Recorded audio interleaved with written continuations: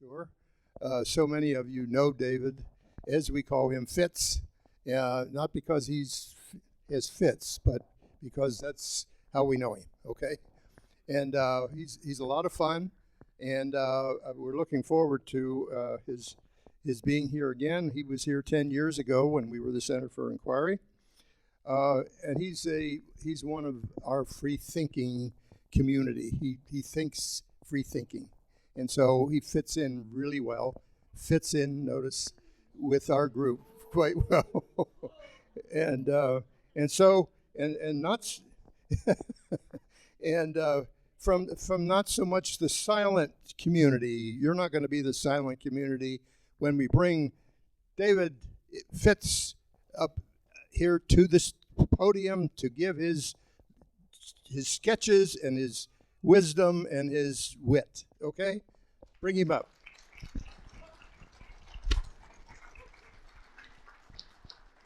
Oh, that was beautiful, Jerry. That was a beautiful memorial service.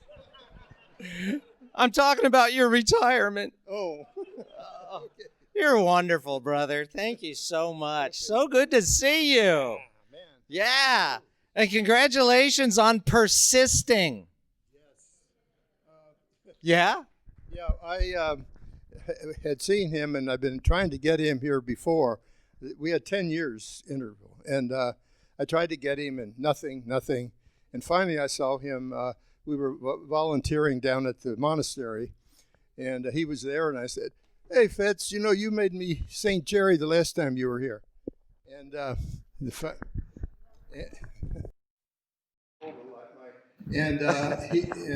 Wow, you found that mic pretty quick. Sometimes he makes mistakes, he said, and then I said, "Well, okay, I'm gonna ask you again." And he said, "Well, you have to be persistent. You have to be persistent."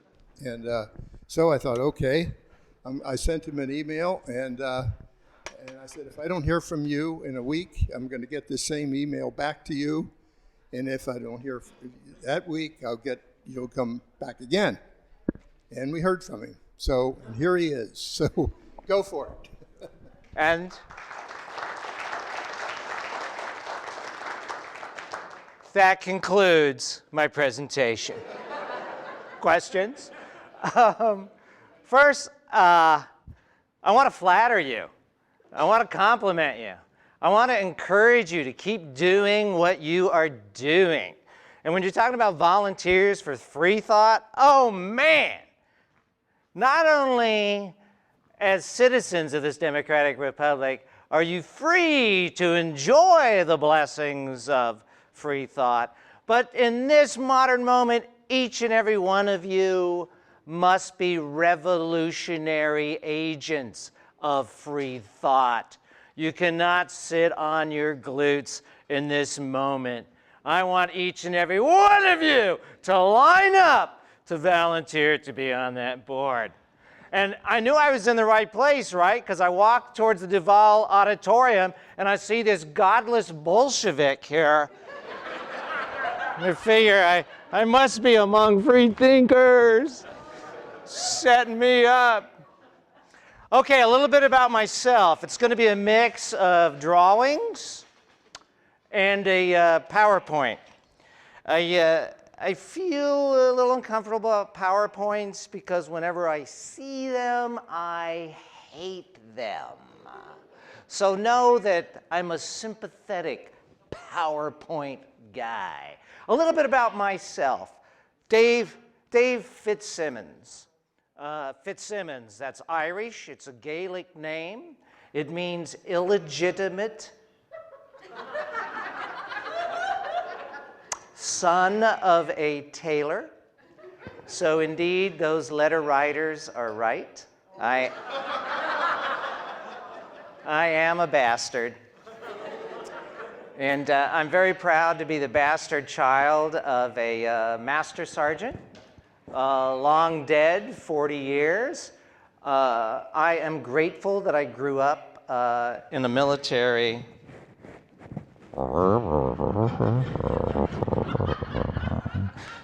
Sounds like the PA at a high school in Eloy. Be like, we're having a lockdown situation, please. Much better, sorry. Please proceed to. All right, I'll switch out your transmitter. All right, man. Now, I might just shout, because I'm a loud person. If you can't hear me, just adjust your hearing aid, and I'll talk in the direction of the whistle.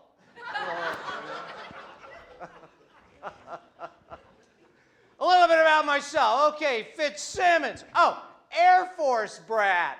So lucky to grow up in that environment because that made me Arizona's worst nightmare. A liberal with discipline.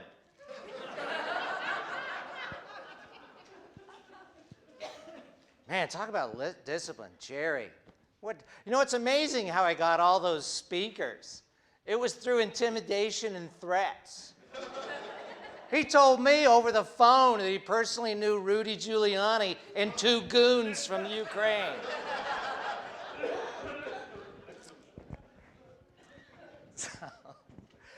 Growing up with a master sergeant as a dad shaped my political beliefs.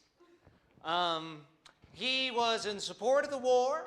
I will never forget a pivotal conversation between my 2 older brothers who had returned from Vietnam, one a medic, the other an officer, and their quarrel at the dinner table in 1969 about the war. And I, being a 14-year-old punk at the time, was all ears, soaked it all in, and was politicized right on the spot.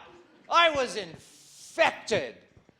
Well, it might have been the addition of my 4th relative, my uncle, a nuclear physicist from Berkeley who worked for the Berkeley Barb.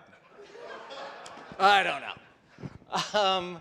And my 2 older brothers returned opposed to the war, which further politicized me. I remember telling them, I'm going to go to the U of A and take ROTC because I don't want to be drafted and killed. They slapped the manual out of my hands. Poof. You are not going anywhere near the United States military because you are the kind of loser who'd be killed first day out by your own men. All righty then. So at the same time, I'm having some success drawing political cartoons about Nixon and Watergate and Ford and Carter. I graduated from the University of Arizona. My first job is as a map maker in Oklahoma City because growing up here, God felt I hadn't seen enough white people.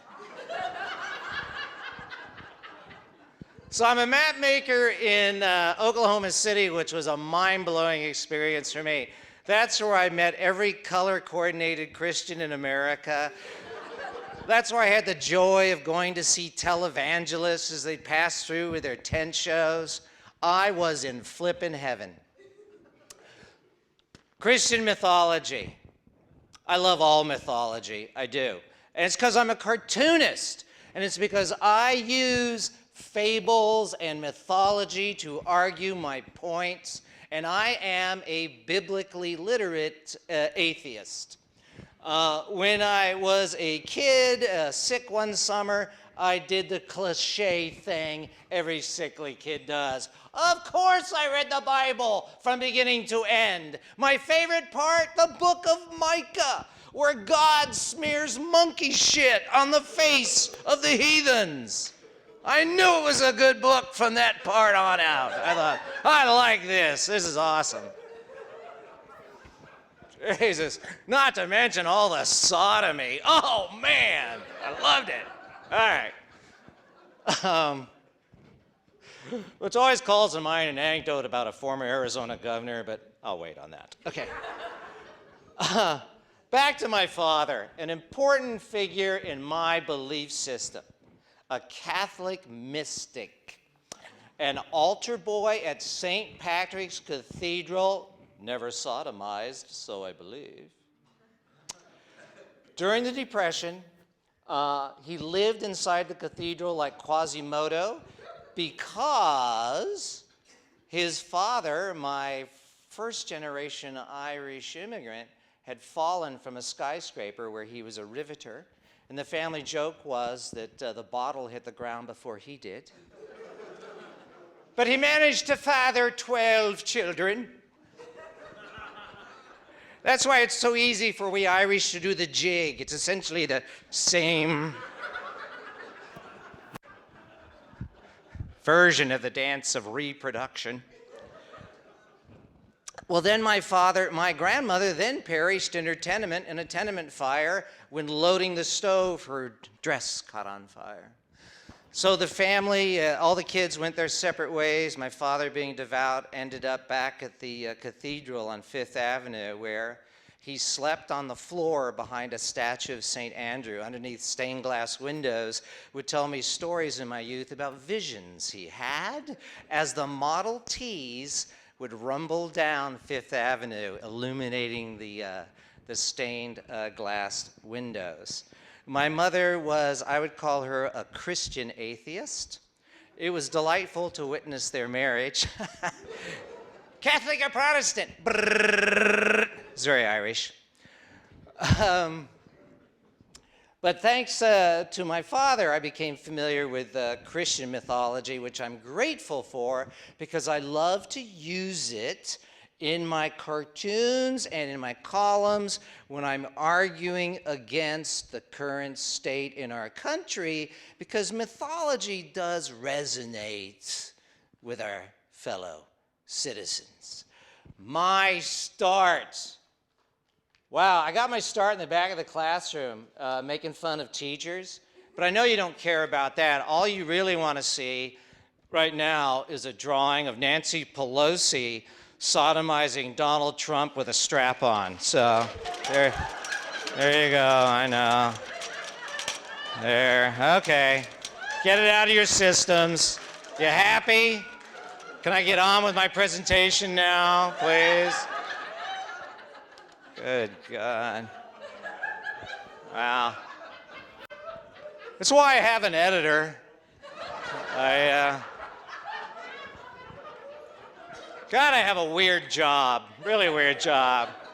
First, it's my job to draw what I think, and then later in the afternoon, it's the second part of my job to enjoy hate mail. Woo! Oh boy, this person hates me. Oh man. I've been doing it for close to 40 years. I can channel the right on a dime. I have to confess to you, I am not a deep political thinker.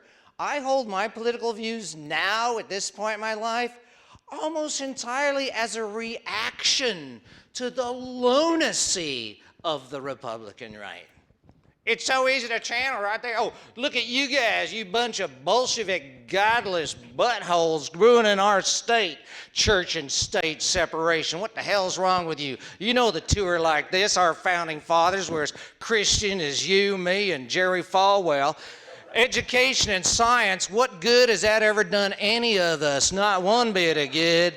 Family support is only one family I believe in, and it's the family of which I am the head of the household. So shut up, bitch. Produce me some children. Eliminating prejudice? No way, are you kidding? I love tribalism. All the way from my U of A Wildcats to my Republican Party to standing in groups and marching with my tiki torch. Wow. You represent everything I love. Absolutely. And also, you represent everything that it seems about 40% of our country is very uncomfortable with. Oh, dear me. I think the only solution is to strip them, sodomize them, and whip them. Please share that online. What did he say? An employee of the Arizona Daily Star said, what? I got my start in the back of the class. Some of you may be familiar with this. Others of you are of the age group where it's like, this is a fresh presentation.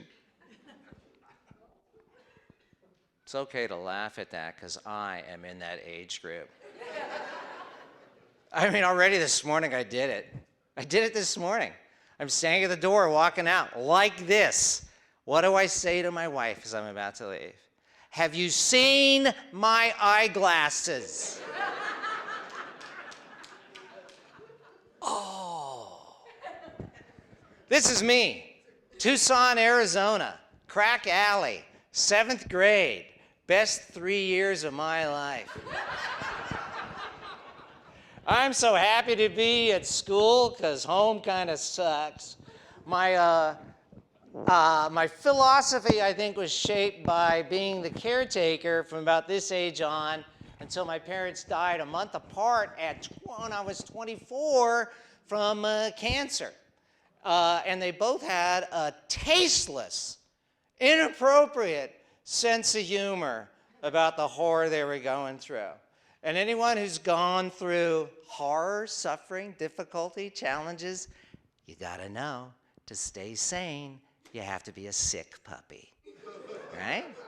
Because if you aren't, you're the kind of person who ends up at the federal prison. I've seen them.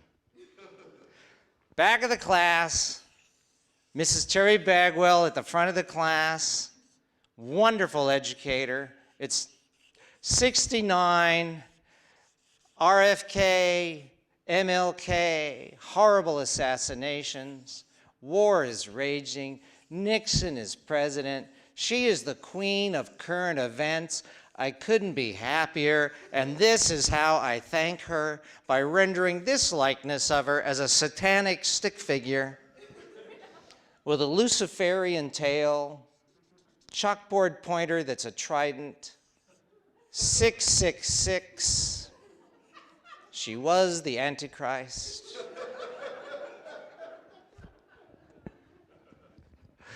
Truth is, I took to drawing because you're looking at the poster child for ADHD. Woohoo!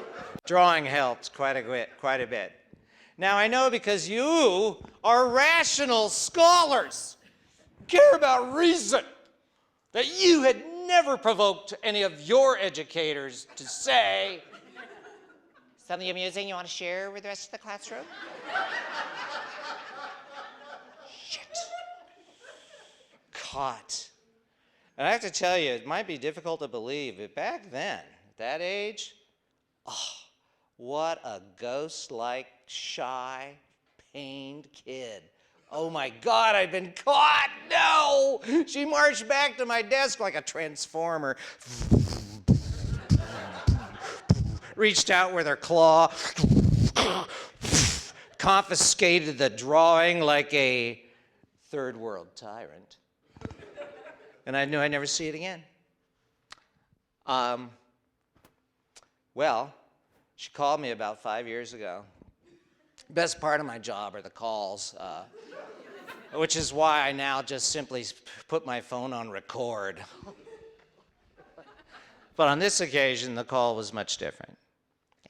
Is this Dave Fitzsimmons? Yes, it is.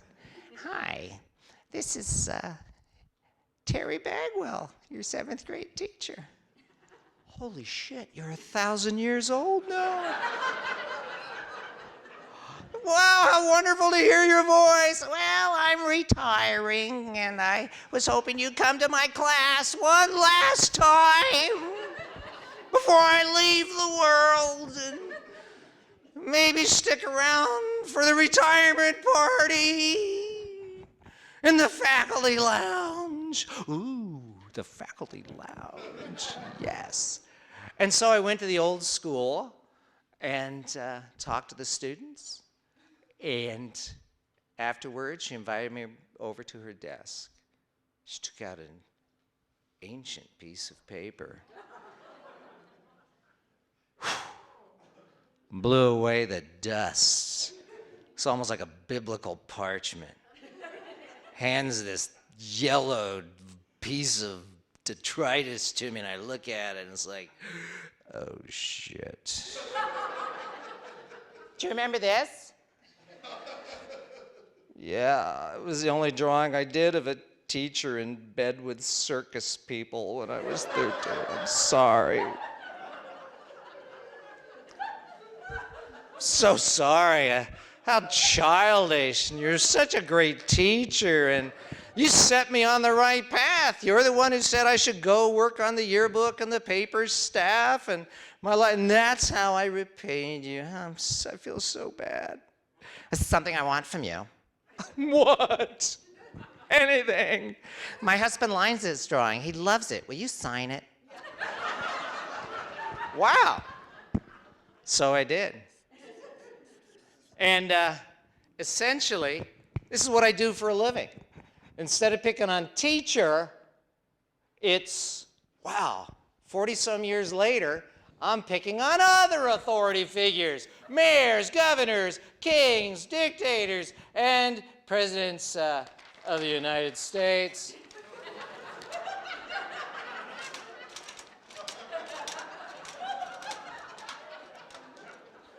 My cartoons would have a more intellectual flavor, but I was a product of TUSD.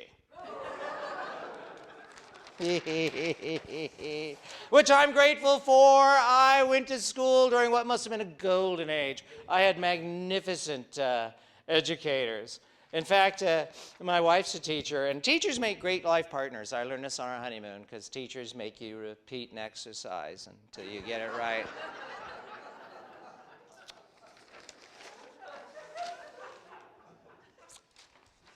Slides. PowerPoint! I love PowerPoint, because some things I gotta show you. Let's see if I can screw this up. Because, you know, Oliver said to me, he said, I want to feel needed. Hey, I'm doing good so far. Perfect. This is an example of the kind of mail I get. Probably the chairman of an English department at Trump University. And I would tell you, as far as editorial cartoons, this is an accurate statement. There are 23 of us left working in the United States. Men and women. I don't know about other genders. It's ethnically mixed, and it is politically mixed. Many of my cartooning buddies are righties. And none of them support President Trump. The poor dears, they're in hell. All right. Oh, this is an example of the kind of rage my cartoons can provoke. I think today's cartoon was in very bad taste. That kind of unchecked fury terrifies me. I checked to see what corner of the foothills this was from. Well, I've certainly been chastised. Do you know, yesterday's cartoon was in very bad taste. Tomorrow I'll try to be more tasteful. Example of my work. He's worried about the Democrats taking away his guns, and I'm worried about the Republicans taking away his meds.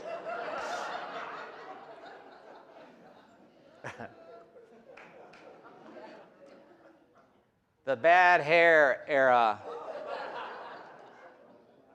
Later in this PowerPoint, I'll show you a slide of a Scottish cartoonist. I just want to share this with you now.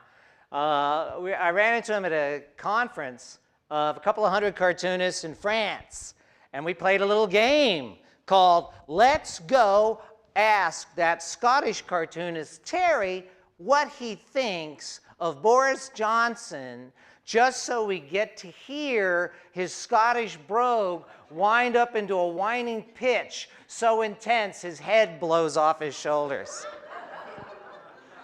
It is the bad hair era of charlatans like Boris Johnson, this chimp, Donald Trump, and ourselves, any sane human being. I do seek relief from the news in the forms of trivial cartoons in our feature section, like this one, family of quail nearby, And there's the little bike with it. Oh, it's so cute. Oh, that's adorable. Hey, they love it in Green Valley. It's probably a couple of members right there from Green Valley. Wildlife Preserve. I've been there. You know there's gang wars between Saddlebrook and Sun City? The graffiti is it's terrifying. Yeah. You know, most of them this morning are out at the new Desert Diamond assisted living casino. It's great. Love it.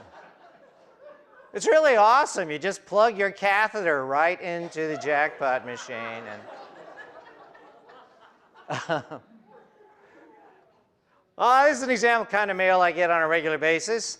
Maybe Tucson will look out and one of the ISIS jihadist terrorists that have brazenly walked across our southern border because of you Obama turds will cut your head off. However, as stupid as you Obama lovers are, nobody would notice the difference.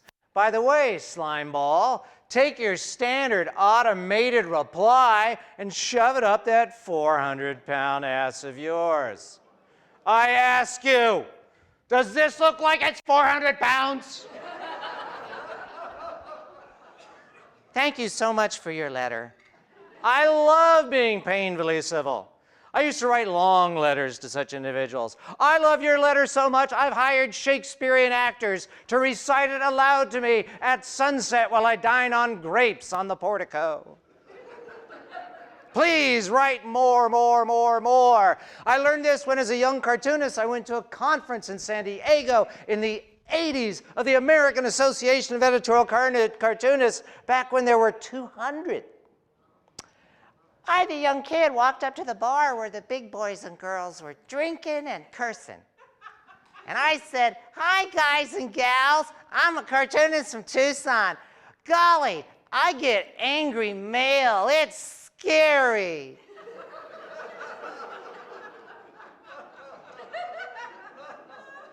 My favorite was Ben Sargent, the cartoonist from Texas, who looked down on me from his great height like I was out of my mind. He said, "Boy, hate mail.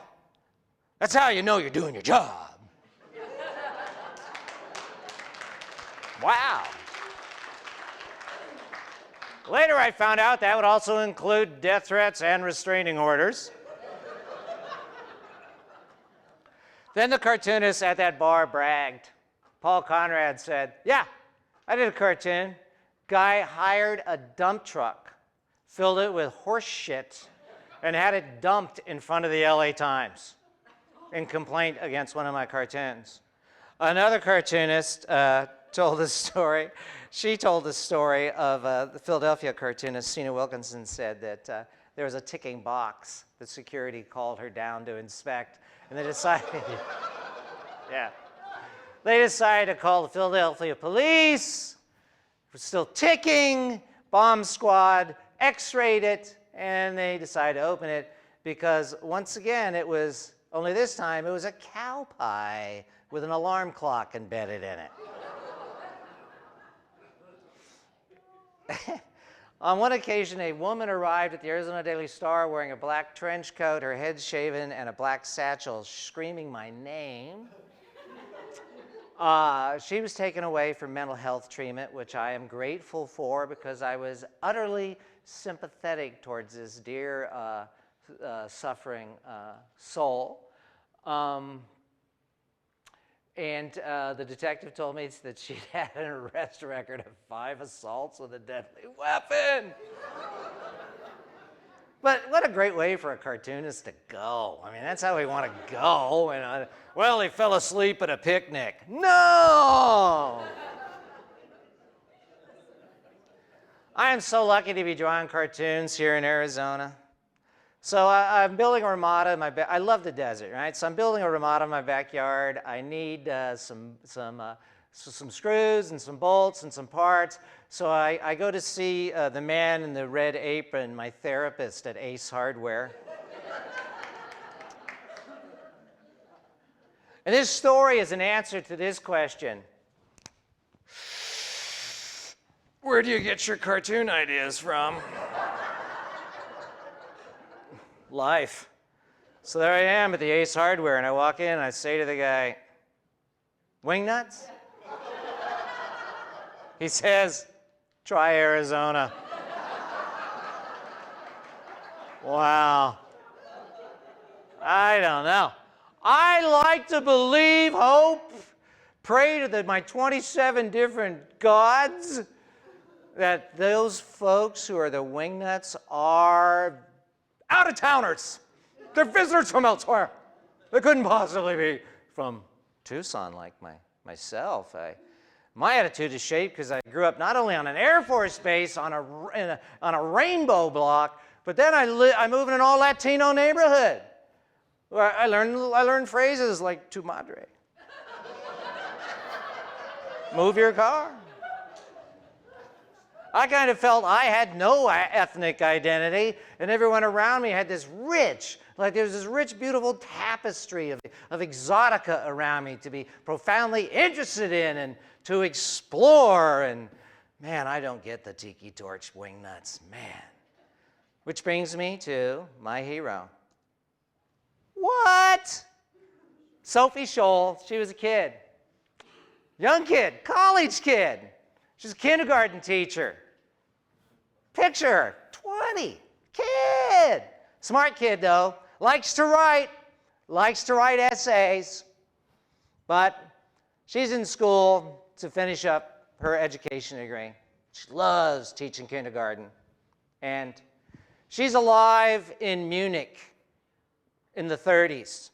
Her brother goes off to fight in Stalingrad because he has no choice. He's drafted. He comes back and he says, "Hitler's insane! This war is insane! You can't believe the slaughter out there!"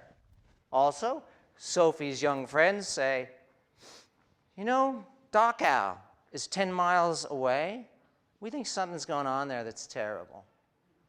She writes about this, mimeographs it. Maybe she likes the smell of the ink, I don't know.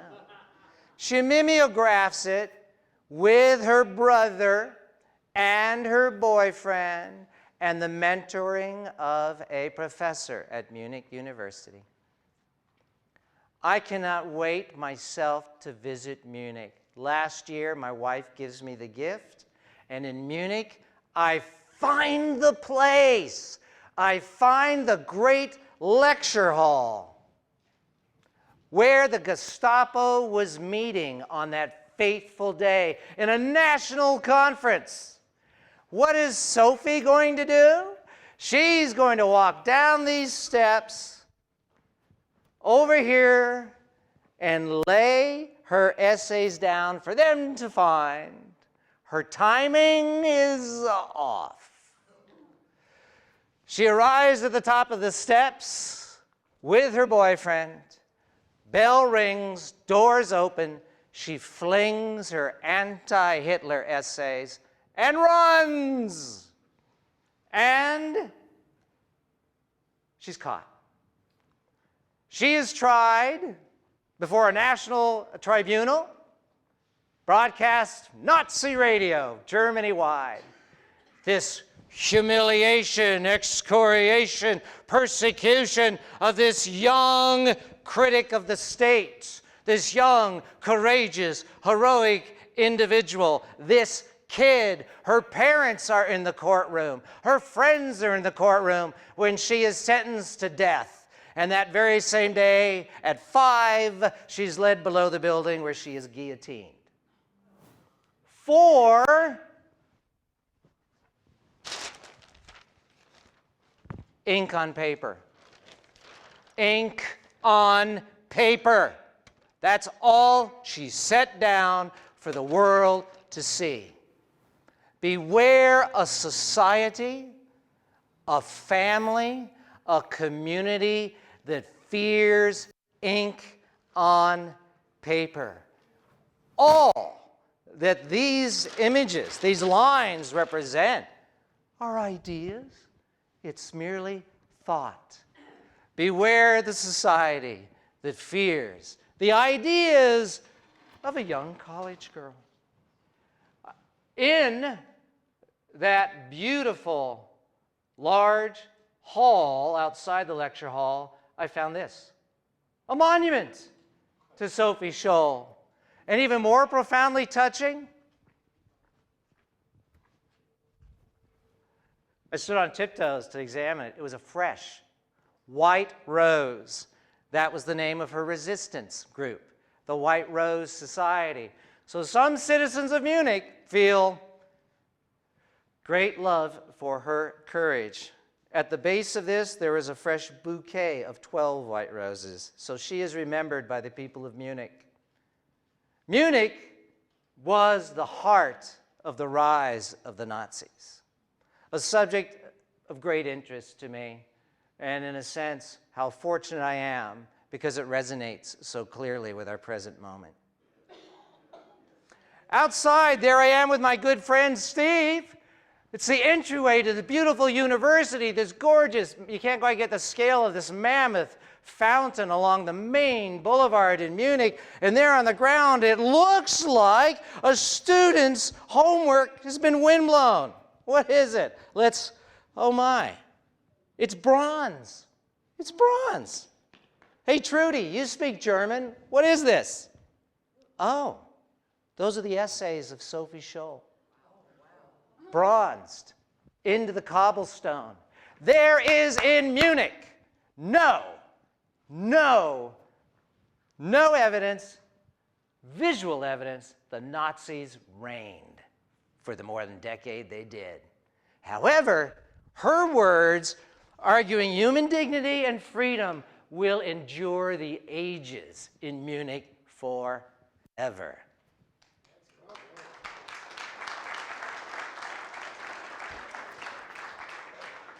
Young Sophie Scholl's essays were so valued, after her death, they were smuggled out of Germany to the Allies, where they were reprinted by the millions and airdropped on the people of Germany.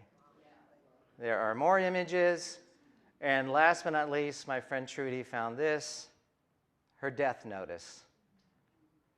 You can't kill a good idea. I saw it many years ago when I drew this cartoon when Tehran was attempting to silence the dissidents and critics, as China is going to have to wrestle with Hong Kong's desire for dignity and freedom. This is such a common story. At this cartoonist conference in Europe I just attended, 300 cartoonists. I was amazed how many of them were from authoritarian regimes, where newspapers were dying, readership was down among the youth, authoritarianism was on the rise. I even met a young Turkish cartoonist who could not return to Turkey. He had become a political refugee of France.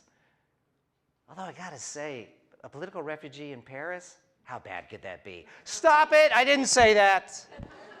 I truly felt great empathy for this young man.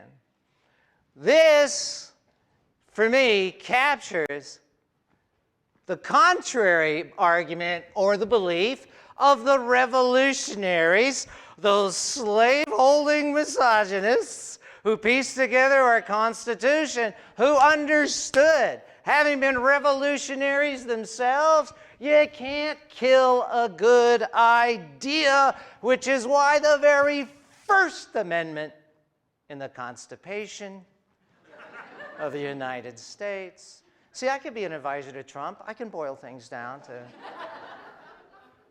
And anyway, that's why the First Amendment of the United States, I believe, protects free expression. And when you think about it, men more than 200 years ago believing this is the way to go? Holy God, that's amazing. They just have a revolutionary war, and these leaders turn to their fellow warriors and they say, yeah, keep your guns, vote us out of office, worship what you like, say what you like, protest. Okay, let's start a country. That's amazing. There are so many regimes around the world who do not trust their citizenry as much as the revolutionaries trusted some of their citizenry. Psh.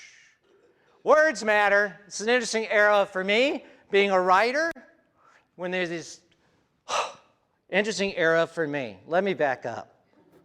Holy cannolis. I could not have predicted the past 4 years, the past 5 years. I never watched The Apprentice. I don't watch crap TV. If I had watched crap TV, maybe I could have seen this coming. Words matter. Why do they matter? Well, I hope you're not too alarmed when I tell you that I have been described by the leader of your republic as the enemy of you. I'm the enemy of the people. The press is the enemy of the people. And any individual who says that to me is the enemy of liberty and democracy. Words matter. Got evidence? Oh, yeah. Khashoggi. You're right. Journalists are the enemy of the people. Words matter. Wow. One thing that does pain me as an American citizen is my lack of satisfaction. I thirst for justice. I thirst for all kinds of justice. I thirst for the men who squandered the lives and financial treasure of our nation in Iraq. I long for justice for people like Jamal Khashoggi. I long to see this man's entire administration somewhere in federal prisons around the country, in geriatric wards, staring out a window at a cemetery with unmarked graves, having suffered dementia, wondering where they are and what is happening, as the rest of our nation remembers well where they were and what happened. The whispered joke. You can get the idea, right, that my incoherent, rambling theme is essentially how fortunate we are to be smartasses. We are such a crude, coarse, vulgar, irreverent people. And I learned this from a young Egyptian student who I will tell you about after I share this with you. I'm fascinated by what I call the whispered joke. There are a few of them, when Hitler was the Führer, people in Germany joked about Hitler in absolute silence. This joke was told to me by a Russian. After meeting with Premier Khrushchev, a Russian apparatchik was arrested for shouting, "Khrushchev is a lunatic," as he left the Kremlin. A Soviet court sentenced him to 21 years in a Siberian gulag. 1 year for insulting the premier, and an additional 20 years for revealing a state secret. Right? You certainly couldn't speak this joke aloud in Red Square during a certain period of history. And you certainly, these days, you really can't joke that much about Putin in public without being eyed. We are so fortunate. So I did a cartoon about Muhammad, which you'll see later. No big deal. As a Jordanian cartoonist said to me, "Hey, fatwa's better than a Pulitzer."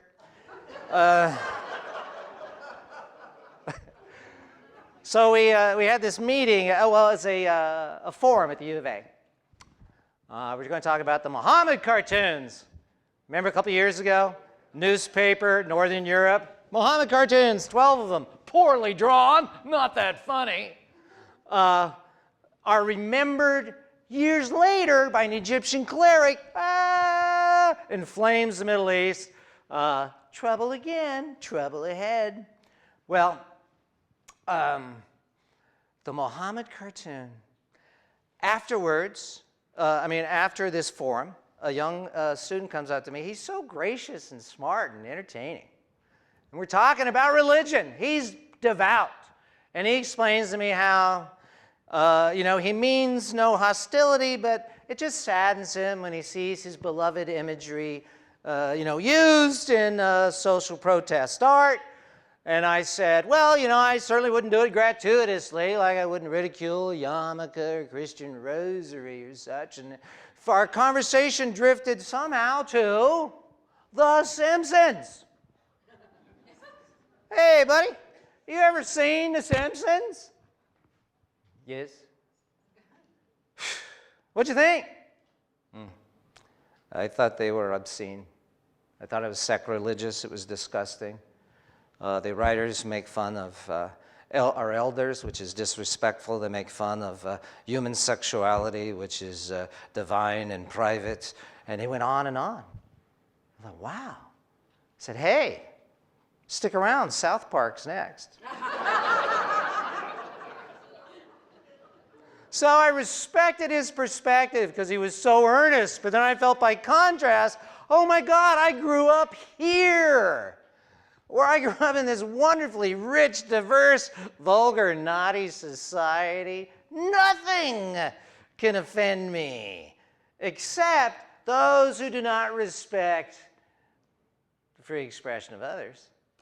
Look at this jolly, happy cartoonist. He's a Syrian cartoonist. Acquaintance of mine, Ali Farzad, great cartoonist, courageous, critical of Assad. He draws cartoons critical of Assad. Ha, ha, ha, ha. Until thugs employed by Assad show up at his home and crush his hands with bricks. Well, that's first day in the hospital. By day 7, Ali drew a self-portrait and tweeted it out for the world to see. And I think this is one of the most beautiful images I've ever seen because it embodies the human spirit.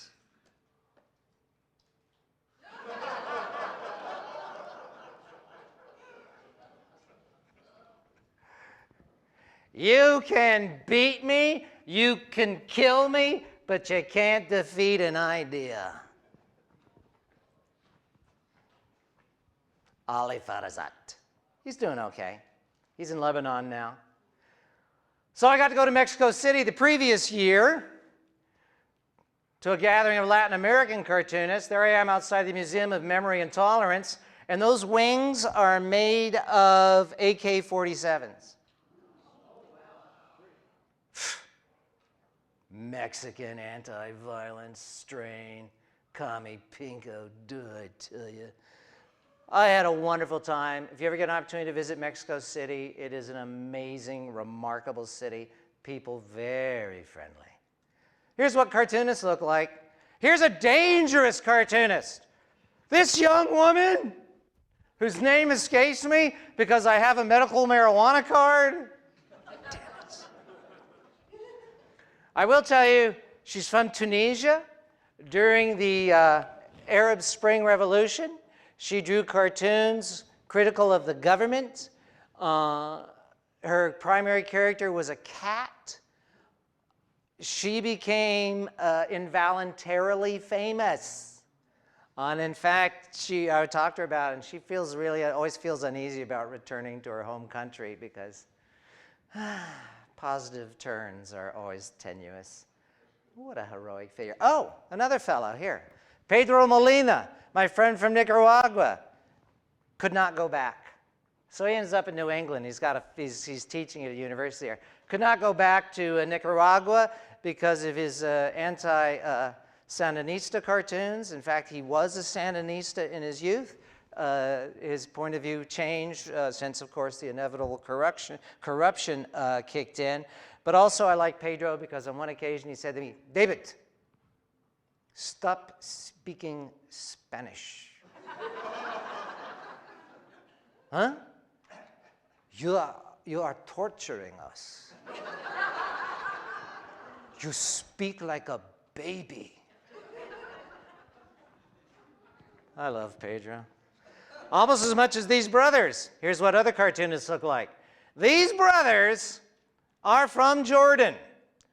When I told them that in Arizona, if you're a Mormon who is not devout, you call yourself a Jack Mormon, they both almost essentially at the same time said, oh, we must be Jack Muslims. It was so fascinating talking to them because like myself, they're free thinkers, only they live in the heart of a medieval religious society. Fascinating, courageous guys. He's been to jail more often than his older brother.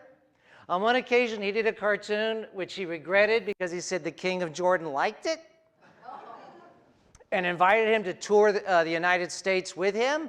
Why not, David? I want to see America. I go to America. He goes to America. He does a cartoon ridiculing the idea of the burkini. Neighborhood mullahs round him up. He gets thrown into jail. He calls him while he's sitting with the king. Hey, I'm in jail. Can you help me out? Could you talk to the king? And he says, so I said to my brother, right there he's telling the story. So I said to my brother, remember when you were 10 years old and you got me into trouble with mother? I will talk to you when I get back. They laughed, both of them. They're like, oh my God, they were so accustomed to that challenging life. Good humor. Courageous. Here, all I have to do is tell people to write a letter to the editor. I get letters that say things like, dear blank, blank you, up your blank, I'd like to blank you blank with your blankety blank blank in your blanking newspaper. Yours anonymous. Like I wouldn't recognize my mom's handwriting. Fear no idea. I do tend to be a purist on it, whether it's strippers, pornography, or President Trump's right to tweet. Excuse me, I just had to get out of the way. Or your right to, draw Mohammed as looking sort of like, I don't know, testicles and penis, I don't know. Charlie Hebdo, an example of free expression colliding with the 6th century. January 2015, the offices of Charlie Hebdo, young cartoonists. Wow, do the French have a different attitude about cartoonists? At this little village where I went, Saint-Just-les-Martel, hundreds of security officers. It's one of the few times I felt comfortable with lots of men holding automatic weapons. Oh, here's my cartoon. We have avenged you. No one will dare publish a cartoon of you ever again. These people are flippin' insane. I kind of laughed at that cartoon as well after I drew it until Daryl Cagle, who runs the syndicate, said, hey, your cartoon is the most widely reprinted cartoon of all the cartoons in our stable. Have fun in Europe. Hey, you're being billed as the cartoonist who drew Mohammed. Safe travels. All right. These people are insane. Okay, Paris, for the Cartooning Global Forum. This is my report from this amazing building where it was held. Oh my God. Oh, and this really cool samurai, the French government, because they think we're like warriors. Oh, this is so cool. I met cartoonists. How about this combination? A French Australian. Or maybe he was an Australian Frenchman. It wasn't clear to me. An Iranian cartoonist. An Indian cartoonist, my friend the professor. Our security. More cartoonists. I was afraid to talk to girls. That's why these are all boys. See that handsome fellow on the far right? Very talented cartoonist from Turkey. He's the kid who can't go back. I didn't ditch that forum once because it was so important. I ditched it twice. Yeah. And then, my wife is along, so smackaroonies. Meanwhile, back at the forum, we decided that press freedom is good, authoritarians are bad, and translators rock. And my Pakistani buddy is funny and kept trying to ruin my listening to the, and it reminded me how all cartoonists are essentially 7th graders at the back of the classroom, in spite of the fact this man's a flippin' professor in Pakistan. He is still like, Turkish friend. My friend from London. And I ditched it again. We decided to walk to the Eiffel Tower. Eiffel Tower. Think about the Paris Climate Accord. Visit some groovy stuff. We went to see this wonderful shrine to expenditures. It was like when the king had this sucker built, it was like, standing inside God's kaleidoscope, I guess. Anyway, while we're in there, it's next door to the Justice Building in Paris, where our tour was interrupted by armed guards who escorted us out because a madman with a butcher knife had just killed 4 cops. And it was interesting how I, as an American, was like,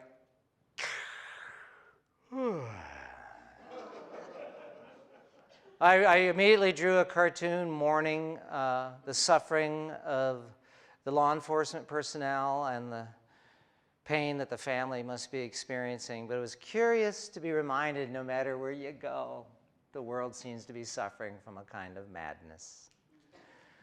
Even Saint-Just-le-Martel, it's in the middle of nowhere, 3 hours south of Paris by train. Thank goodness for Jordanian friends who bring alcohol and food on the train with them. There it is, middle of flippin' nowhere. I couldn't even find it on Google. I didn't get phone service. The town was just a medieval 12th century church, a crossroads, no cafes, no bars, no bakeries, no restaurants, just a high school and 3,000 French farmers really happy to see us because for a change of pace, we weren't cows. There's the 12th century church. Here we are looking for the town. Here's the poster. And here's the best part, because when we got off the train and then got on the bus and then got off the bus at this little village, we were led to the high school where there were 20 high school kids at the back of their auditorium filling these things with wine. And they fed us with wine for 3 days, beginning at sunrise. In massive tents. This celebration is all about a cow, and it's very popular on that in that hemisphere, because the best cartoonist in the world wins a cow. Here I am with the cow that I did not win. Here I am with my fellow cartoonists. Wow, what an interesting group. This woman reminds me so much of another young woman who was with us, the New Yorker cartoonist Sam Gross. His daughter was along. She was delightful because she spoke French and she was foul-mouthed. It was so fun to hear her insult French people at times. It was like so unexpected. And here's what rational people look like. Israeli cartoonist, Jordanian cartoonist. I listened to them solve the Middle East problem. But of course, neither of them were religious. Here's my host. Oh, Charles was so cool because, interesting, he sits down, 3rd grade teacher. He really is excited about something. He wants to tell me about it. David, first time in my life, I visited Normandy last week. Really? How old are you? 64. Me too, I'm 64. You know, I had an uncle who died in Omaha Beach. Wow. I'll never forget seeing the cemetery, said my friend. I said, wow. He said, thank you. I said, you're thanking me? And then we sort of laughed, and I said, well, thank you for Lafayette. Thank you for blockading the British fleet that was going to reinforce and save Cornwallis's ass at Yorktown. He spoke some English, and he said, what is this word, ass? But I think we really became as one when I said, oh, thank you for the Statue of Liberty, the ideals of equality, liberty, and fraternity, but mostly Bridget Bardot. Laughed. I share this. This is his lovely wife, another teacher, their best friend, and they're smiling in spite of the fact we just gave them gifts which mystified them. Damn it! I really thought they would appreciate and know what Dia de los Muertos is all about. So we give them this little box, this couple of skeletons, some ornaments, and they're looking at it like, these crazy fucking Americans. What kind of ghoulish crap is this? Till I explained it. Because I love it. I love the art and culture of this corner of the world. It is wonderful. So I got to back up and say thank you, various gods who decided I should go to Oklahoma City, and I should travel, and I should see other corners of the world, and miss with all my heart the rich texture that is beautiful Tucson, Arizona. Yes. Plus, it's a pocket of the resistance. Yeah, you probably said to yourself, what does a Bulgarian cartoonist look like? There he is! Flawless English, funny as hell, and teasing me about how my president is a dupe for Putin. What can that feel like when a Bulgarian cartoonist is ridiculing my country's leader for being a dupe? Yeah, wow. And now, this is a French cartoonist who has the face of every French intellectual I've ever seen. Right? So, yeah. Oh. And that's him when he's laughing uproariously.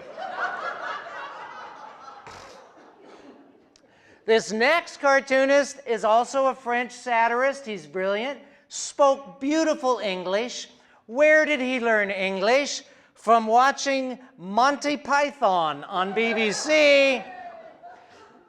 So I complimented on his accent, which, sir, to me you sound an awful lot like John Cleese. Thank you. The cartoonist Steve Sack from the Minneapolis Tribune, my left-wing brother, of course, Minneapolis. And here is a French intellectual. Confused. You Americans are so happy in spite of your plight. I told him it's because I have faith in our Constitution and our rule of law. The American people, not so much. All right, here's what a Scottish cartoonist looks like, whose head blows off his shoulders when you mention Boris Johnson. Hey, what are you talking about Boris Johnson right now? I don't want to talk about it. That is a moron. Jordanian, Syrian, Palestinian.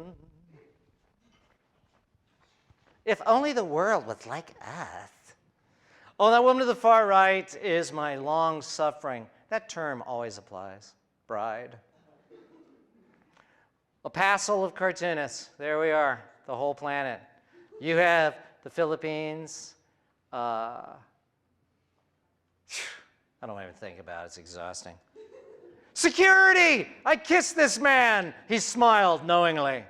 The house where we stayed. The beautiful house where we stayed. The view out the window. And in the morning, we learned that the people in this village do not drink coffee out of mugs.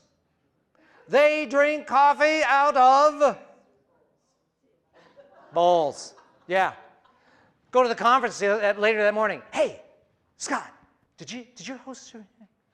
Yeah, did yours? They're punking us, aren't they? They are! They weren't, the whole village.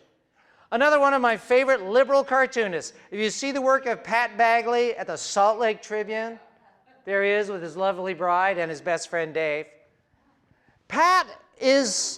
We're very similar in that early religious upbringings. 3 of my cartoonist buddies are former Mormon missionaries, including Pat, who was a missionary, including my good friend Steve Benson, who was a missionary, including Jack Oman, who was the president of the American Association of Editorial Cartoonists and who now labors at the Sacramento newspaper. Okay, here's what the cartoonist conference looked like. You can't see it here, but believe me, there were thousands of people from all over France who came to see us, and then they would invite us into their homes and feed us cheese and wine, and then we'd get exhausted and we'd get on the train, and yes, one of the winners did take his cow up to the Eiffel Tower.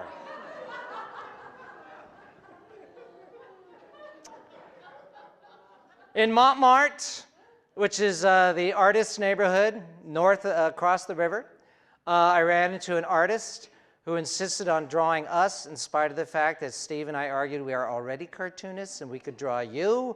And then someone said, why don't you draw each other? And before you knew it, I'm sitting here, but we ended up standing. It was like a duel. And at the end, I still tipped him because I felt sorry for him.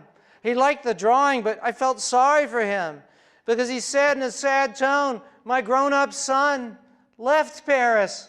He moved to California. I thought, oh my God, the world's gone mad. Recent commentary. The Wall. I don't know where to begin. I will begin by believing The Wall, its most fundamental premise. It is clearly illogical, wasteful, unproductive, a boondoggle. No rational individuals apparently have studied the very complicated immigration. Actually, they have, and there are wonderful, comprehensive immigration reform programs and plans and bills that have been proposed, but no one has the courage to do it. They would rather proceed with essentially evil actions like this.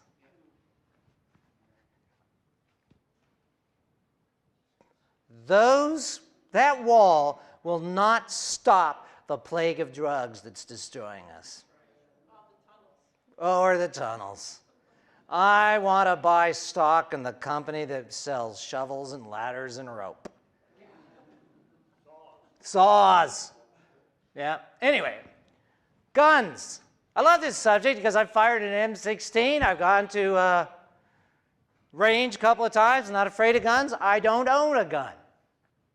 Hey, you support the NRA? I don't know. You support our brave law enforcement being outgunned with combat weapons? That's a no. You can't do both. You cannot support American law enforcement and the NRA simultaneously. They are an active contradiction. And I feel this personally because an acquaintance of mine is assistant chief, Kathleen Robinson. I remember having a conversation with her at the Beyond Bread by the Safeway 3 weeks after the shooting, of which I was a near witness, arriving moments after the shooting to see the people, to see the victims covered, and to see the medevac copter sweep away my friend. She said, as she patted her revolver, why should I send my officers out onto the streets of a community that believes they can be outgunned by criminals? Right, sister, why should you? It's the most curious, irrational time. Oh, the President of the United States. Oh, he's done so much for journalism. I think he's revived my career. It's like Nixon all over again. Only 20 times more fun and more toxic and more historic. He's only walked over the Declaration of Independence, Constitution, oath of office, and the presidency itself. What? I love drawing Rushmore. Love that iconography. Trump facing impeachment. They're all smiling. I love that. Happy. Boom. I like the little thumbs up, too. This is my view of my friends on the right. who decide to shelter down in this isolation chamber. I hope you watched the hearings as I did. This was so delightful to watch the hearings. And then I would switch over to Fox News to see what weather condition they're covering in a small town. And unreal. Yeah, look at the Fox coverage. It's unflippin' real. But it's curious to hear their legal analysts all cave to the facts. Ignore these patriotic canaries singing to the feds, consigliere Giuliani. I love drawing those Warner Brothers era gangsters. Yeah, worry about your goons selling you down the river. You should. These two characters? Oh, go home and Google them. Google them. They look cartoonish. They look clownish. But if you explore their careers, they are mob bosses of the highest order. They're not just really goons or hand servants.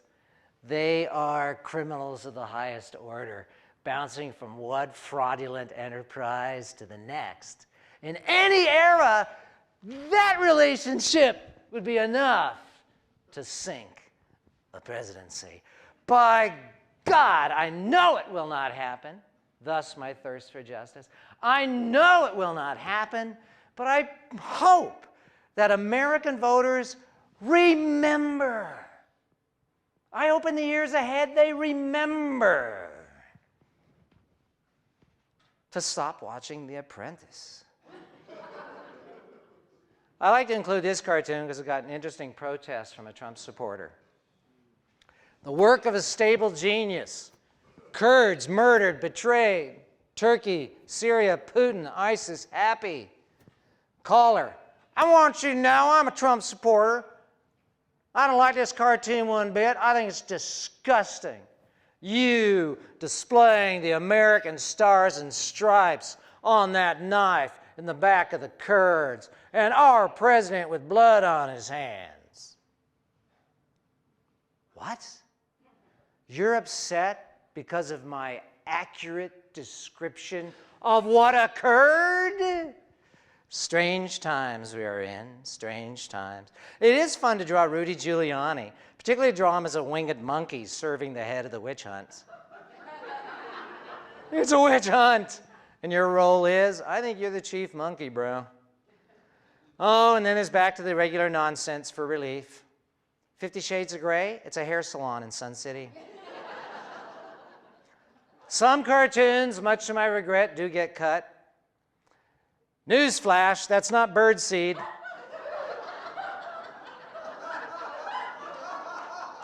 Right.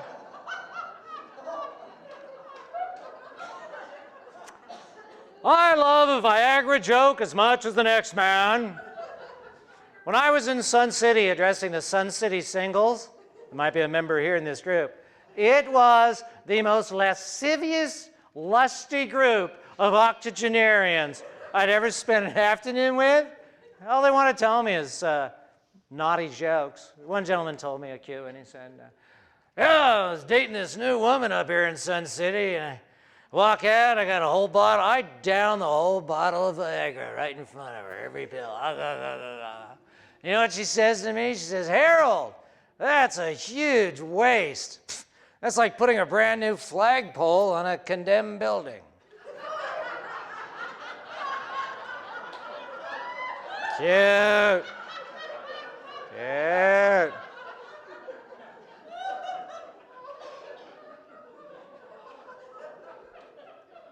That's a very positive characteristic, telling jokes about yourself. For me, it's akin to Daumier and Goya and artists like Hogarth and maybe even Fitz drawing cartoons making fun of our society. It's a healthy society, and it's a healthy person and a healthy community that can laugh at itself. Like beautiful Tucson, where we like to say, but it's dry. And you can't get out of here. I can't move on to drawing y'all without torturing you with a sales pitch. December 7th, Rialto Theater, I believe in the mission of Casa Alitas, who served at the monastery. So I've pieced together a fundraiser for their cause, the Arroyo Cafe radio show at the Rialto. $20 a head. Tickets are at the Rialto. Garrison Keillor, eat your heart out. We have a great cast. Myself, Crystal Stark, Bobby Rich, Jay Taylor, an 80-year-old comedian friend of mine who was on The Tonight Show in the 60s, and he's naughty. Also, Wilbur the Wildcat. Our mystery guests, I will reveal to you who our 2 mystery guests are. We have 4 mystery guests. Mayor Romero, Mayor Rothschild, FBI Assistant Director in charge of counterintelligence, Frag Figliuzzi, who's a remarkably good-humored man, and my favorite, Mark Russell. Mark Russell, who is 87 and sharp as can be, will be performing some music for us. So, the Arroyo Cafe, along with these dames who sound like the Andrews sisters. Okay, that's enough whoring on my part. And now, I could break for an intermission, but it's a lot more fun to watch people in my age group squirm over their full bladders. It makes my presentation much more lively, too. And I will finish through this and then happily take questions.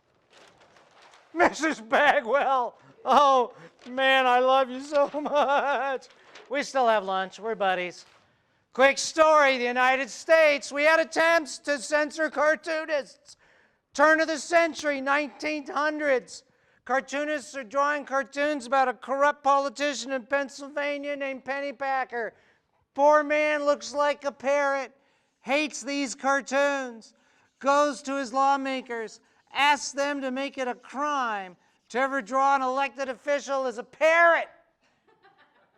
They love it. They've been drawn as jackasses, snakes, and weasels. Let's stop this. All right. He signs it into law. Within a week, an editorial appears in the Philadelphia newspaper, sarcastically praising this new law as a wonderful animal protection act. And accompanying the editorial is a portrait of Governor Pennypacker drawn as a fruit.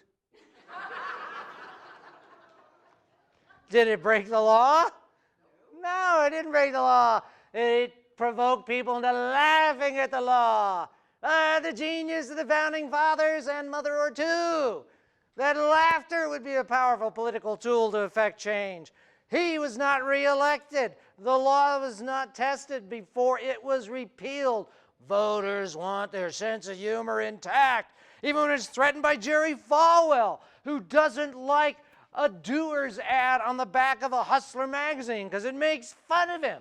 That case went all the way to the Supreme Court, where the Supreme said, "Get out of here, you knuckleheads," because Falwell was suing for emotional stress. $1 gazillion worth. No way. If you can sue a satirist, said the Supremes, then it's goodbye satire. It's goodbye Rush Limbaugh. Goodbye Jon Stewart.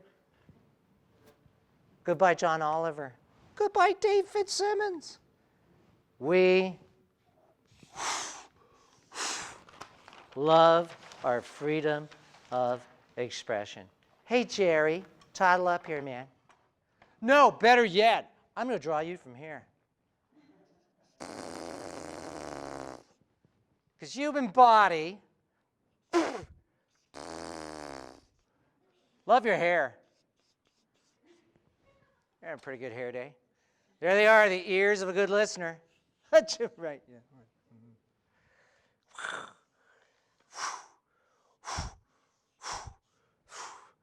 I think it's appropriate. I would render you with 2 of my favorite icons, 2 of my favorite symbols.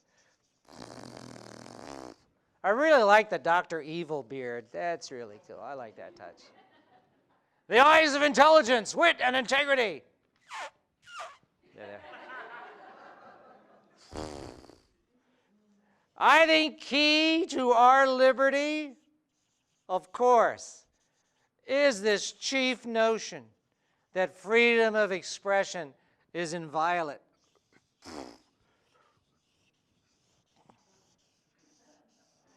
We just don't talk about it very often among ourselves, but it's an underground river of, here's a curious word to use, faith, belief that our constitutional system is pretty good. It'll endure. It'll last. We can withstand smart asses. It's those societies that are tenuous, like Nazis, imperialists of Japan, ISIS. They live in fear of light bulbs. I can't help but think that there must be a link between freedom of expression and the genius of creativity. JK, my local hero for 2019. There you go, dude. I'll leave this here. Sir, you are welcome. Yes. Yeah.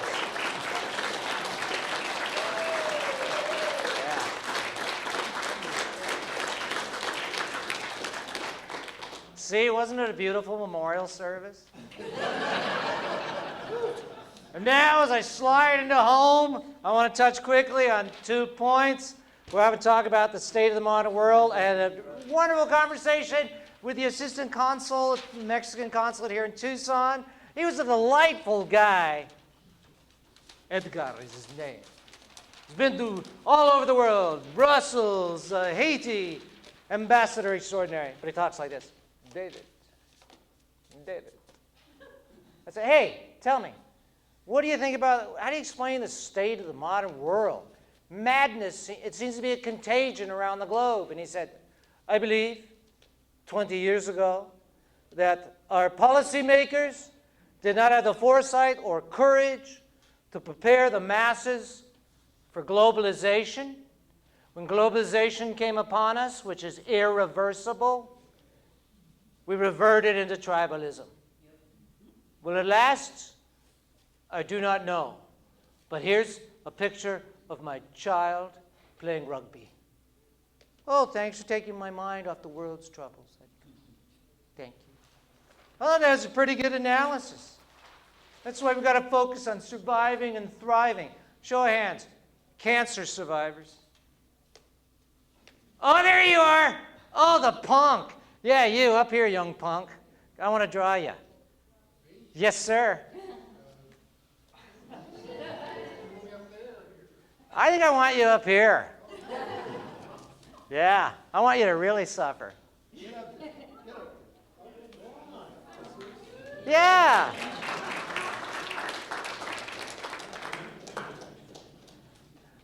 Man, if you're a survivor, I got to draw your likeness, man. What's your name? Alan. David. Nice to meet you. Nice to meet you, Alan. I'm a survivor. I will now point to the area of my body. Your turn. Oh, gosh. But you have another one, right? Yeah. Awesome. Kidding me. My brother's a survivor of that one. Just about everyone in our families had cancer.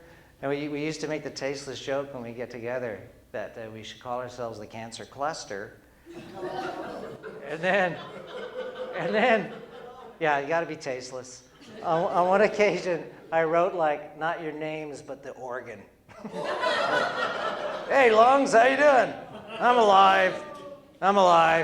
You know. Tell you, I learned that from my parents and my own experience. When I was scared to death, man, I had to laugh. So yours was treated, I assume, with surgery?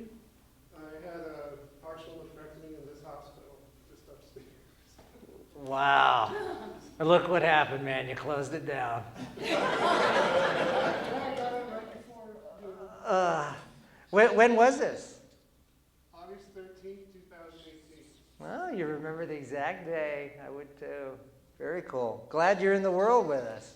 Glad it was caught in time. So what's your profession? Web developer. Web developer. All right, you're in the porn business. Okay.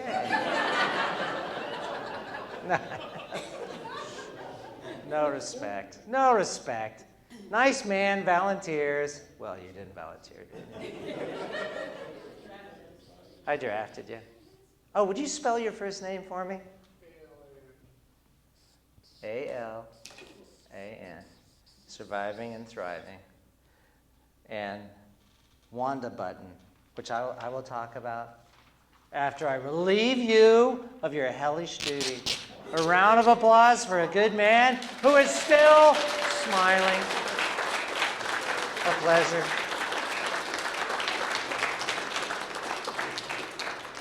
What a nice smile. Good sense of humor. Wanda is on the button because Wanda was a friend of mine, a Holocaust survivor here in Tucson. I met when I was invited by Jewish Children and Family Services to address Holocaust survivors. What could I possibly have to say to them? So I asked them questions, and I meet this wonderful woman in the back of the room, Wanda. She's so funny. I go with her to junior highs, and she's talking to kids about being 9 years old, off the cattle car, Auschwitz, with her mom and dad. Dr. Joseph Mengele himself, separating her from her mom and dad with a riding crop. Never saw them again. She survived the camps. She talked about it to school kids. And she knew, because the subject was so heavy, she had to lighten it from time to time. She was so funny. Wanda. She's still alive. She lives in California with her son now. She's 1,000 years old. Like a certain teacher I know. But I said to her after, I said, Wanda, you're so funny. How is he? She said, think about this. When I was in the death camp as a child, we had to play and we had to laugh. Can you picture children laughing in a death camp? They had to stay sane. They had to stay sane. She said, laughing at suffering is your way to not let it overwhelm you. Well, how do you hold on to it? I decided early on that I was going to laugh. Because if you stop laughing, you become bitter. If you become bitter, you'll become brittle. If you become brittle, you'll snap and end up on the board of Free Thought, Arizona.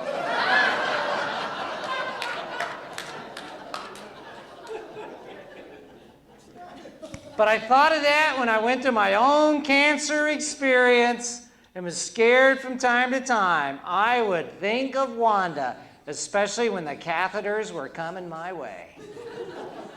And they gotta find the funny. If she could find a way to laugh at her suffering, I got no excuse. Here are my two favorite desert buddies, and yes, they are self-portraits. I draw them in Caliente quite a bit because, hey, I love the desert, and these do represent my spectrum from idiotic to asinine. Last but not least, I think I want to draw a couple. Where were they? Oh, are you a couple? Are you that man? You don't know? You think so? I think so, because I think you're so adorable. And I just kind of want to reward you for being a part of this group when you could be at home having wild sex on a Sunday morning, but instead you're here. Huh. No, I think it's more like this one. There we go. Yeah, I share this with the grandkids. It'll make a great Christmas, holiday, Hanukkah card. You know. Miss, what is your name? You're kidding me. Gesundheit. G-I-S-E-L-A.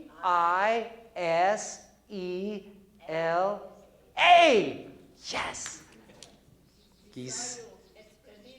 Oh, I'm so sorry. I had so much fun. That was a wonderful group. And I'm glad this time you didn't throw food. I thought I was being a nice guy. Well, take this back, Splendido. I should caption this: the free thinkers having a splendido time. Gisela, what is your boy toy's name? Gunther.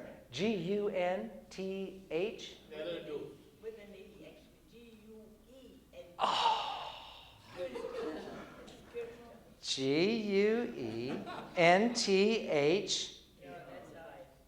E-R. Yeah, E-R. You're so difficult.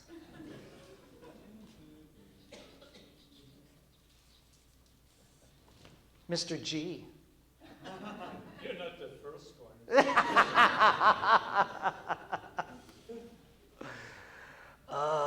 Are you from Germany? Good guess. I love the beer gardens. People are so friendly. I, an innocent man, oftentimes I'd be heading out for church to worship. When a heathen German would stop me on the road and take me to a park, and I would drink this yellow, golden ambrosia and listen to wonderful. What a wonderful people. Yeah.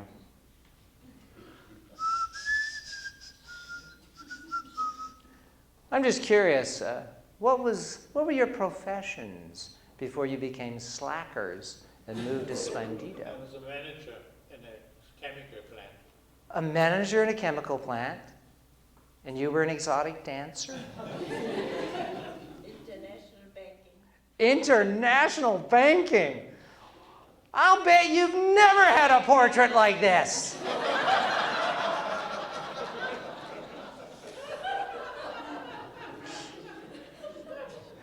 What great thing. Well, we had our picture drawn. Can we see it? No, dude, you really, you don't want to see it. Happy freethinkers. He's a good man who knows not to whimper when he takes a good whipping. And this will really annoy an atheist. I know this. Here's a halo. Signed and devalued and given with great affection to my good friends. Oh, thank you, thank you, Gunther. Oh, thank you. And now, you must be so happy that I finally wrapped it up. I think you have another hour to go. I'm happy to take questions or simply behold the exodus to the restroom. But I love questions. The more hostile, the better. If you guys have questions, please come up and use the mic so you can be recorded. And as you approach, I'll give you I have two inappropriate music. at the bottom of either aisle. Why are there so fewer cartoonists than there used to be? Good question. Why are there so fewer cartoonists than there used to be? It is because print media is dying, has been dying, I'd say, well, since the advent of Craigslist in the United States, and particularly globally as well. So there are a few newspapers left that are really surviving monopolies in a sense. They're giants, whether it's Gannett or other newspaper outlets. And so there are just fewer of us because we are viewed as a luxury. We are usually the first item to be jettisoned when a newspaper experiences financial troubles. I'm very fortunate with the Star in that for some bizarre reason, Lee believes in community journalism. They also have a cartoonist up in Madison at their other newspaper as well. And I think it's also, we tend to survive here because of the age of the community. It's still a reading community. Yeah. Yes. I just want you to tell them about your a comedy show for the over 60s. Oh, on December 8th at Laughs, I am part of a comedy review of comedians who are, well, I'm 64, but they're all 65 and older. The average age is 75. Yeah, I'm a kid in the group. And the name of our comedy troupe, of the 5 of us, Still Standing Up. And so on December 8th at Laughs in the evening, yeah, we're doing a comedy show that's really geared towards our group, because for some reason, young audiences aren't that fascinated by my prostate.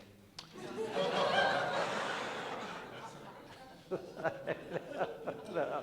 But thank you for asking. That's going to be fun, because I get to be even more frank and candid than I normally am in public.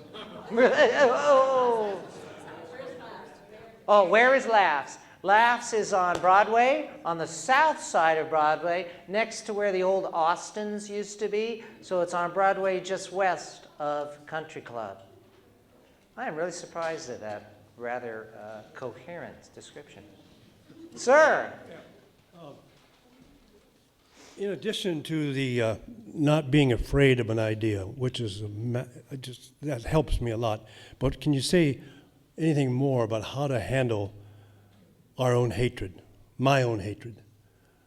That's a really good question, because I have a paradoxical response. I have 2 parallel responses to dealing with your own hatred. One, my first immediate response is to argue that, hey, perhaps it's healthy. I think it's healthy. Hatred may result in positive action. I think if the fact that you can recognize that it's hatred, and that what is its core is it's anger over what you perceive as an injustice, well, I'm going to do what I can with the life I have to address that injustice. There's another part of me that just wants to flee from the anger. 35 years I've been doing this, listening to talk radio every day of my life. I am exhausted by listening to irrational thought, because it causes so much suffering in the world. Needless suffering. Man, I love your question. It's a very reflective question about what do you do with the anger. Another thing, what I do is I struggle to be mindful of when I'm experiencing that anger. And I know it physically. It's like when I'm driving in Tucson. I know when I'm gripping the steering wheel like it's the neck of 2 chickens, and my teeth are gritted, and I'm thinking awful things about strangers, and that's not fruitful. Where will I be a week from now? I will have forgotten this waste of negative energy. Why not struggle to be as positive as possible? So when I do feel that rage emerging, I will step away from that. It's a parenting technique, right? Toddlers misbehave, back away. Don't kill them.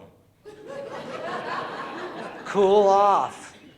Let reason kick in. Sort out a strategy. Return later to address the problem when you are cool-headed. The challenge is, in this modern age, we are surrounded by this cacophony of dysfunction. I mean, for me, it was an astonishing moment when talking heads on cable news were speaking about the Roger Stone guilty on all counts verdict as though it was a great historic moment, in that the courts were asserting that some things are true. Wow! How weird is 2019 that we are excited? It feels like a turning point because facts are respected. So that, I gotta admit, I'm having a difficult time with that. Didn't see it coming. I feel like it's sand beneath my feet. Really don't understand the breadth of it, coupled with my knowledge of the rise of the Nazis. These are unsettling times. So I think I tend to err on the side of turning that anger into a productive, positive activity. just being self-aware when it comes upon you, and you know it's not going to be fruitful. Good question. Another question, please. An insult, some hostility. I'm desperate. He's getting it.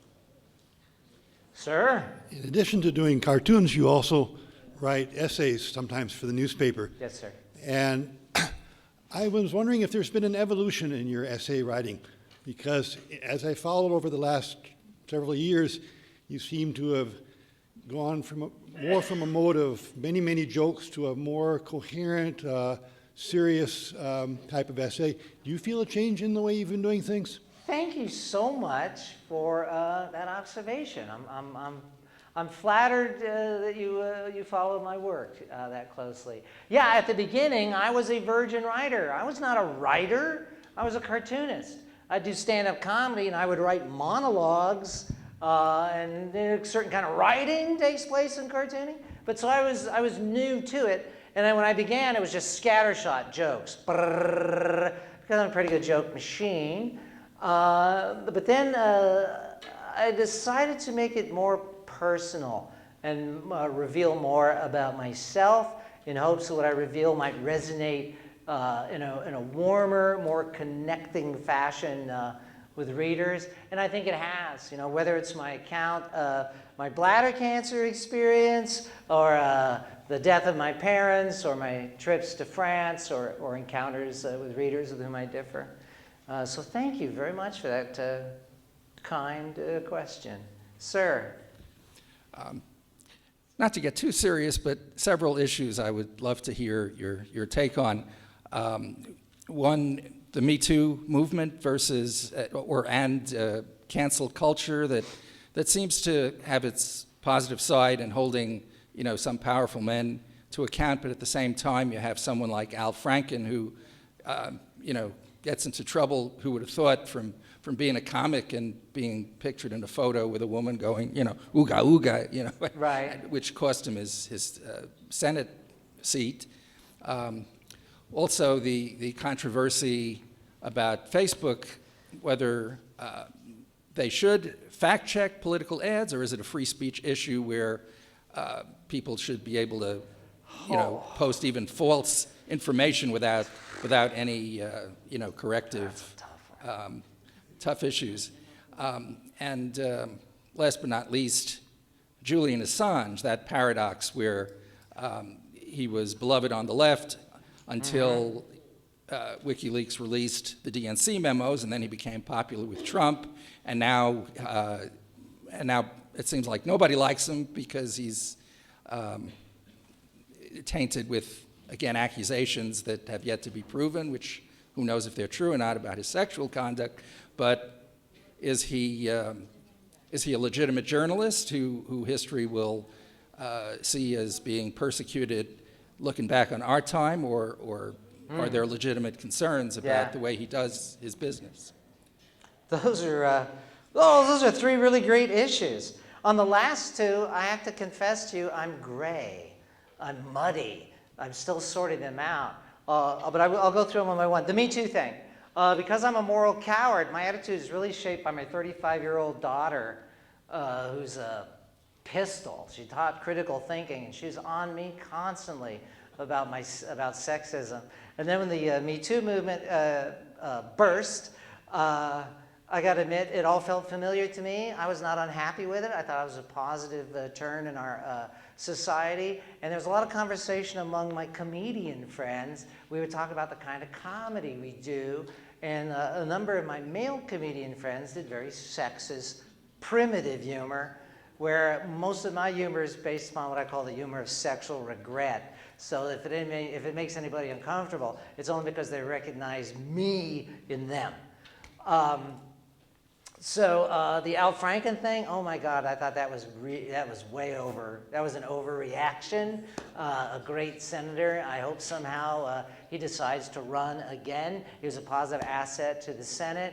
And I would think, although I'm not quite certain if I can know the exact truth of it, The accounts do add up to something a little bit uncomfortable, but I'm convinced he's penitent, and I'm fine with that. The Facebook thing, oh my God. I like to be a purist about free speech and platforms, but I'm also keenly aware of Cambridge Analytica and the data points that Facebook has on us all, and this targeting of, I am an elitist. This targeting of illiterates, non-voters, haters, as what happened in Brexit. It just does not feel to me like it's a positive for democracy. My hope would be that Facebook, sure, run political ads, but do what every publisher and network does, vet the ads. Spend the money. You got the money. You got the resources. Why not? Think of the people that would be employed. As for Assange, for me, I feel gray. Some days he's a hero to me. Some days I'm like, oh, why did you do that? So I got to admit, I will be an intellectual sloth, and I'm going to decide, maybe I'll wait to see what history says, and then I will claim when I'm a much older man that, yeah, I agreed with historians at the time, because I really didn't know. Because, I think he's complex. The Facebook thing, not so complex. The Me Too, it's still complex. Great questions. Thank you for those questions. Yes, miss? Follow up on Snowden and Manning, and also on Facebook, your thoughts on alleged real or non-real trolling. By Manning? No, on just in general on Facebook.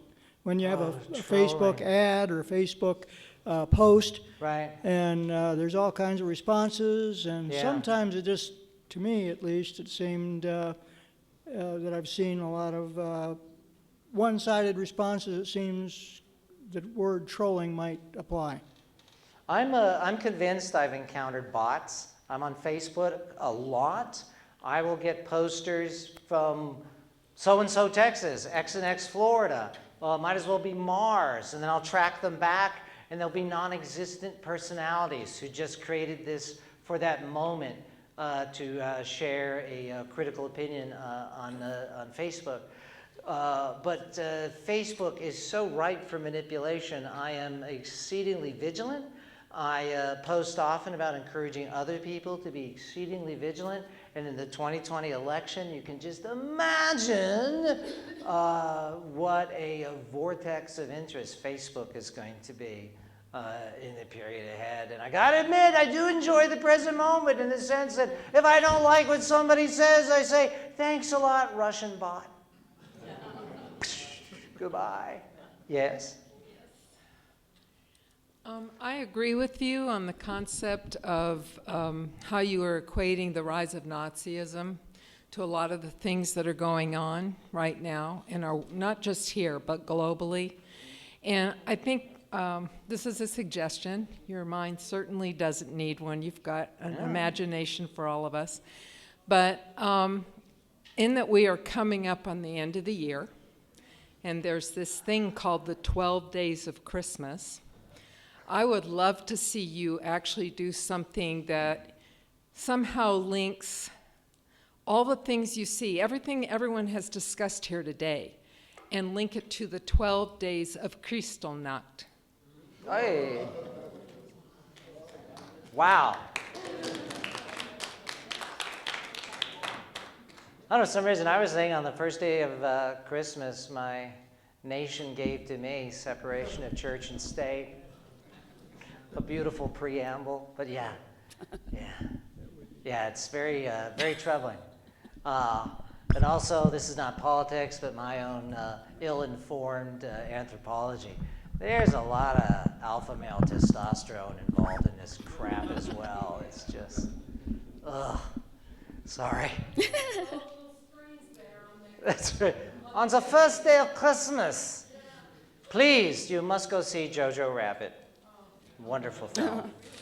Yes, hi. Hi. It's almost worth breaking my ankle to get to wheel down right to the front here. Cringe. Oh, yes, hi. any rate, I was at the Freedom from Religion Foundation conference in Madison recently, and Steve Benson was there. Yeah. And I came up to him and said, "Greetings from Fitz country." Oh, good. Did he say hello? Yes, he said Okay. hello. So at any rate, if you get to talk to him sometime, can you ask him if he'd be willing to come down here and talk to us too? I would happily do that. Yes. Yeah, he would love to come. He comes down often. In fact, when he was summarily dismissed by Gannett, I said, "Steve, come down to my house and recover." So he came down. It was a big mistake to invite him.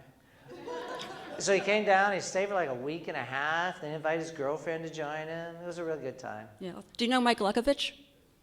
I met him. Yeah. He's a good acquaintance. I can't claim to know him, but he is so charming. Yeah, we came here from Atlanta, so.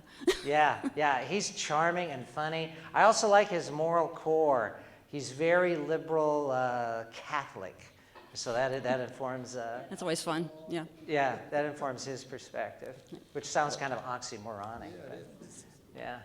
Another question? If you please, I don't want this posted on YouTube, Yeah. but I wanted to defend my bladder. Yeah? I wanted to defend my bladder. Ah. Okay? So I get up at 3:30 or whatever, 3:45, so I can do my runner's religion long run. Then I come home, swim laps in the outdoor pool at my condo complex. I walk the dogs. All this so I can watch Meet the Press and all this liberal garbage. Yeah. And I didn't want to, I really wanted to hear your talk, and I didn't want to fall asleep, so I put down like 750 mils of coffee. Yeah. And I really didn't need the coffee because you were so entertaining, but, I drank it anyhow, and my bladder held up for your talk. Yay! So, I loved your talk, but I just wanted to defend my bladder just a little bit. You're a good human. Wait, you have a bag around your ankles. No, I'm kidding. I'm kidding. Shame on me. Yeah, since we're on the topic of bladders, Oh, yeah. So how's your bladder? I saw you do an interview where you talked about the markers that you used. Yes. Possibly contributing to your cancer. Yes. And I'm just wondering what kind of markers you use now. Are they the same? Good Do they have question. the same chemicals in them? Or? I do not use these markers save for in a well-ventilated space. I use Japanese, they're called Japanese sign painter Pentel markers. They're used by manga and anime artists. They're just like flare felt tips, but they have a beautiful nib that stays stiff for days through multiple drawings, and I get a nice brush-like look. But in the past, occasionally I would use these, and these are carcinogenic. When I was diagnosed with bladder cancer and cured, the doctor said, "You smoke tobacco." And I said, "Not tobacco." And then he said, "Are you exposed to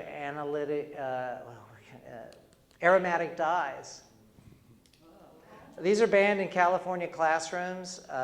30% of the workers at a Sharper factory have acquired bladder cancer. Sniff? Yeah, when I saw that Trump Sharpie thing, I thought, oh, I'm sending you a box. Shame on me. Sir? Would you consider being a candidate for the Free Thought Arizona board?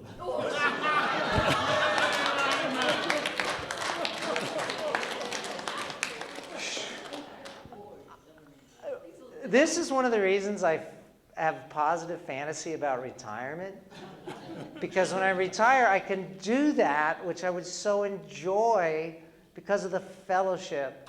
But the truth is that my days are so full of variation from day to day, and I do so much public stuff from the Star. I'd say, yeah, but then I'd never show up because I'd be at other meetings and doing other shtick. So I'm flattered by it, but I appreciate that your organization with your fine members will continue to dazzle us.